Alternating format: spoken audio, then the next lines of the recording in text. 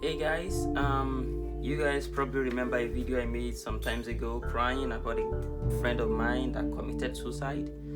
Um, Promise, I know people don't like to talk about that. People don't like to talk about suicide, but I promise you, I'm not here to bore you out. You should absolutely listen to this.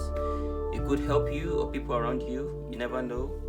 Um, just here to create awareness, really.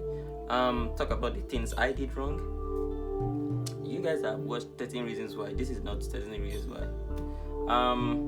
After her death, they were doing this investigation, trying to find out what happened, and they found her diary, and it turned out that my name was on the diary. It's, I don't, I felt bad that my name was on the diary, but I don't know if I should say in a good way because she's dead now, so I'm not proud of it, I guess. Anyways, a couple of years ago when I moved here, she was the very first person that actually talked to me.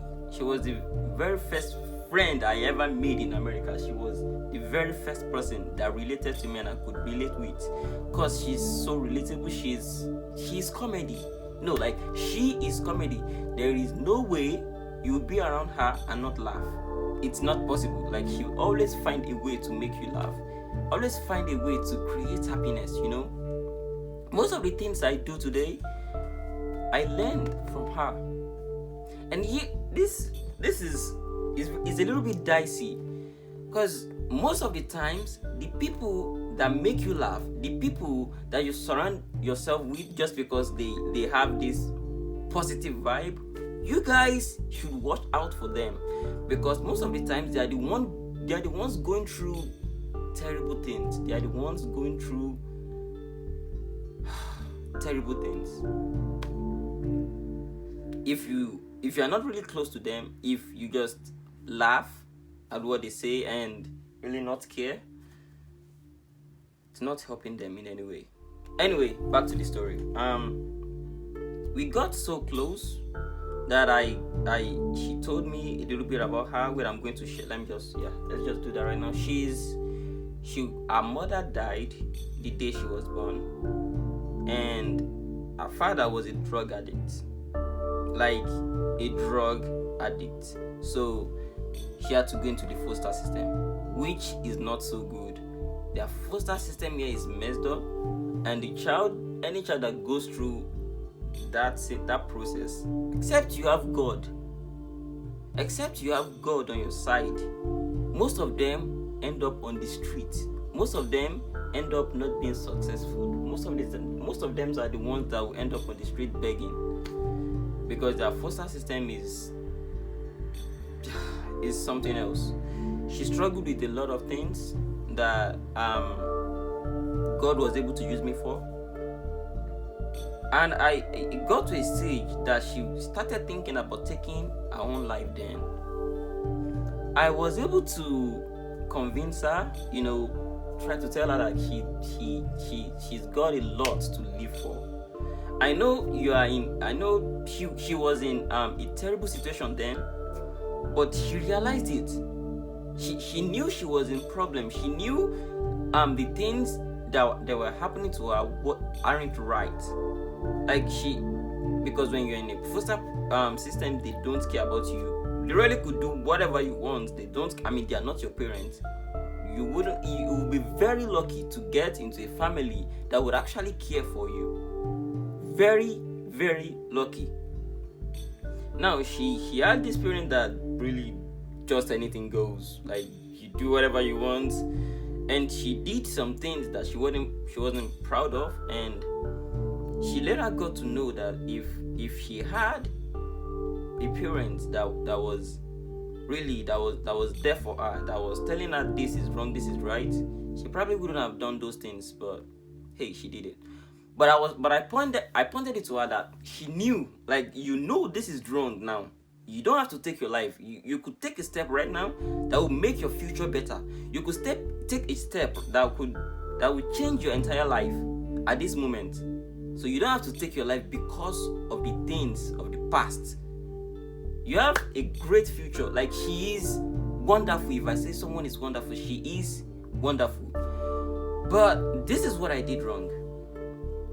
I thought I had it all under control. I thought just by saying those words and being there for her, we literally were maybe on phone all day, talk. People started thinking that we were dating, but I was there for her, and I thought that was enough. I thought that was enough to keep her from ever thinking about committing suicide. But I moved from Alaska a couple of years ago, and we weren't really close then. The way we talk, the way we text each other, that just reduced drastically. And it's not really anyone's fault. It's just what happens when you separate, I don't know. It just happens, right? We weren't talking much. We only texted like maybe once a month or so. I'll just check up on her and see how she's doing. But then she turned 18 and she left the foster care system. But I'm sure you guys are thinking about this already. Her mom has a family, right? And her dad too has a family. But I guess they grew up that way. None of them actually reached out to her for help or tried to come. I don't know. It's just messed up. But no one really cared for her. She had to take all this responsibility by herself because she's 18 now. She was working, but the job we were doing at that time is not enough for you to live on your own. So she needed to get a new job, and she wasn't really doing great in school, so she didn't really have hope in going to college.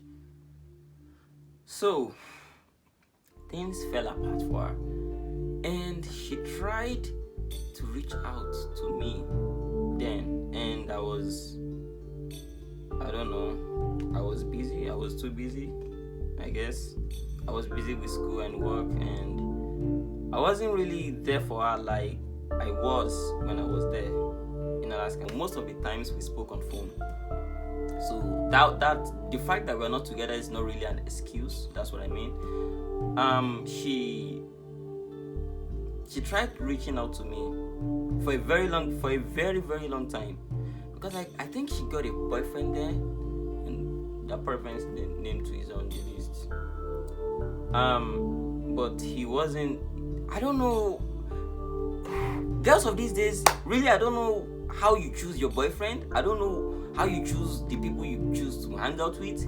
Your father is a drug addict, and then you go out to get a boyfriend that is practically the same way. Maybe his was not that high. Not that, a little bit lower than his father, her father rather. But that's who she decided to go for. And okay, so that one wasn't really there for her too, because what does he know? Like, what does he know? Anyway, she, like a couple of months before she died, she called me twice, and I was at work. I guess both times I was at work, and I kept promising myself that I would call her and talk to her, but I never did till I got the news that she died. I felt like I felt like I was the main reason why she did that, but I'm not. She made that decision herself, and I'm over that already. But when they started the investigation, they found out a whole lot of things, which I don't have time to start sharing here. But she didn't change. She was still this happy girl that people knew. She was still this comedy to people, making people laugh. And it got to me. It really got to me that despite the fact that she had all these people around her, that she was making them laugh, she was making them happy. None could reach out to her. None could see past that comedy. None of them could see past that comedy. Is this what friendship is these days? Is this really what friendship is? You hang out with people that you don't even know, people that you don't even know a thing about them. All you want to do is just all this fefferity, all this let's go to the mall. That is really all you know. That is stupid. That is stupid. If you are a friend to a person, you should be able to know what they are going through. At least you should have one person, just one person that you know all about them. That you could really be a friend to that person. And you could be a friend in need. You should be a friend in need to at least one person in your life. This girl was there making people laugh, and none of them could see past that. Anyway, that really doesn't give her an excuse to take her own life. But this is she took her own life because she thought no one was there for her. She doesn't have anything to lose. Yeah, that's it. She thought she that no one would miss her, no one really cares about her. But guess what? They did the candlelight for her, and the amount of people that came out for her. Most of you guys that have parents, that have friends, because of how bad you are, most of y'all wouldn't get so much people in your own candlelight than she did. People came out to her because I was watching, because I wasn't in Alaska, but I had to go testify. I had to go to one police station here to testify on her behalf. And I was watching a tape of someone else that did. They were neighbors, and the things she was saying about her, I'm like, why didn't you just ask? No, why didn't you just reach out? Why didn't you just take that step, that extra step further to see if you could help? I don't know, she didn't, and this whole thing fell apart. Anyway, you guys, despite the fact that she doesn't have a family that cared about her,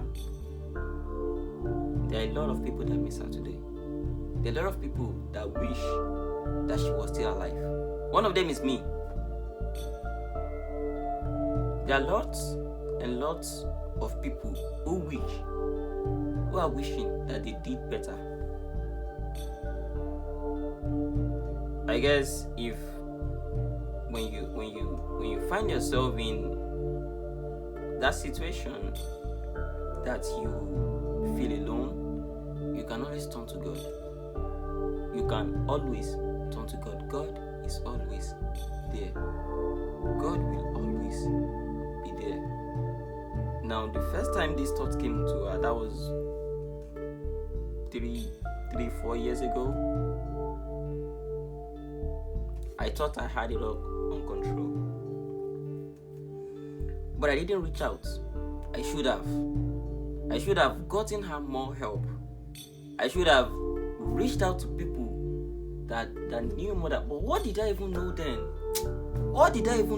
I was just this young guy trying to get a friend, not to commit, not to take her own life. I didn't really know anything then. I mean, if that was now, I would have known better to do more. But I didn't. And it sucks that I did not. But I should have reached out. You cannot get a person not to commit suicide on your own. Reach out.